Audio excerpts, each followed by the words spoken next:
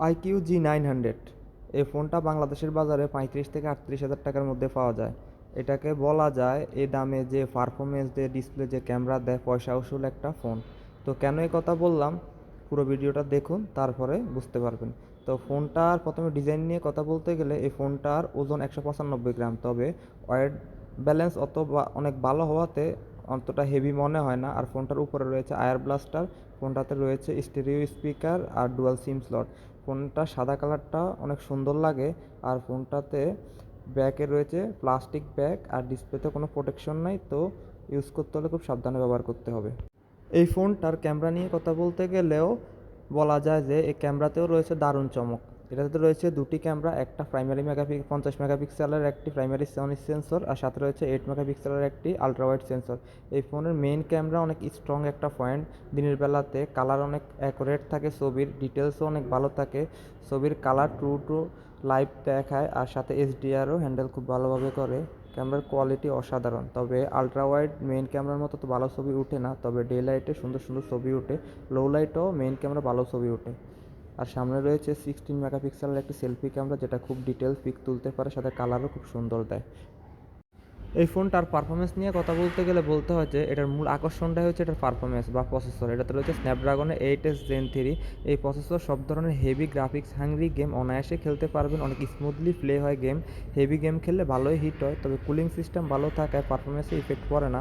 Plastic bag হওয়াতে hit হাতেও লাগে না, তবে স্টোরেজ টাইপ UFS 4 থাকাতে সব ধরনের অ্যাপস ওপেনিং ক্লোজিং অনেক স্মুথলি হয়। আর ওভারঅল এটার এক্সপিরিয়েন্সটা প্রসেসরের কারণে অনেক স্মুথ এক্সপিরিয়েন্স পাওয়া যায়, আর গেম খেলেও অনেক মজা পাওয়া যায়।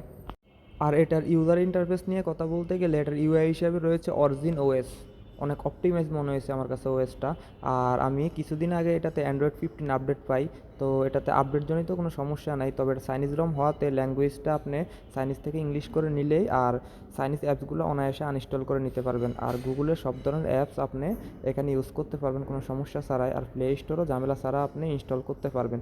সো এটার ইউজার এক্সপিরিয়েন্স আমার কাছে খুব ভালো লাগছে। আর অনেক কাস্টমাইজ করার অপশন রয়েছে এই অরিজিন ওএসে, যেটা অন্য কোনো ফোনে আমি দেখিনি। আর কাস্টমাইজের অপশনগুলো এত সুন্দর যে আপনি অনায়াসে কাস্টমাইজ করে ফোনটারে বিভিন্ন নিজের মতো করে সাজিয়ে নিতে পারবেন। তো এবার এটা ডিসপ্লে নিয়ে কিছু বলা যাক। তো এটা ডিসপ্লেতে রয়েছে 144 হার্টজের একটি সুপার অ্যামোলেড প্যানেল, যেটা ডিসপ্লে রেজুলেশন 1.5K। আপনি চাইলে এটা রেজুলেশন কমিয়ে বাড়িয়েও এইচডি বা ফুল এইচডিও করে নিতে পারবেন ব্যাটারি ব্যাকআপ বাঁচানোর জন্য। আর এটা ডিসপ্লেতে HDR10 সাপোর্টেড প্লাস রয়েছে, যাতে আপনি মিডিয়া কনজামশন অনেক সুন্দরভাবে করতে পারবেন, ভিডিও দেখে অনেক সুন্দর করতে পারবেন। তবে এটাতে একটা সমস্যা হলো ডিসপ্লেতে আপনি কোনো ধরনের প্রোটেকশন পাবেন না, তো এটাতে আপনি ভালো মানের প্রোটেকশন ইউজ করতে হবে। আর এই ডিসপ্লেটার দিনের আলোতেও ব্রাইটনেস খুব ভালো থাকে, আর সরাসরি সূর্যের নিচেতেও দেখতে কোনো সমস্যা হয় না। আর ডিসপ্লের কালারগুলো অনেক সুন্দর, যেতে এক কথায় বলতে গেলে অসাধারণ একটি ডিসপ্লে এই প্রাইসে। এবার কথা বলা যাক এই ফোনটার ব্যাটারি ব্যাকআপ নিয়ে। তো এই ফোনটাতে রয়েছে 6000 mAh একটি বিশাল ব্যাটারি, আর যেটাকে চার্জ করার জন্য সাথে আছে 80 ওয়াটের একটা চার্জার। তো 80 ওয়াটের একটা চার্জার দিয়ে আপনি 6000 mAh ব্যাটারিটা 40 থেকে 50 মিনিটের মধ্যে ফুল চার্জ করতে পারবেন।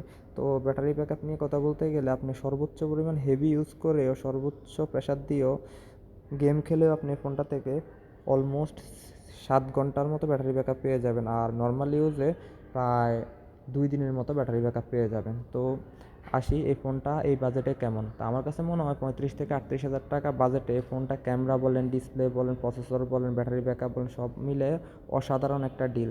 আপনারা চাইলে এই ফোনটা যারা হেভি ইউজার আছেন তারা নিতে পারেন।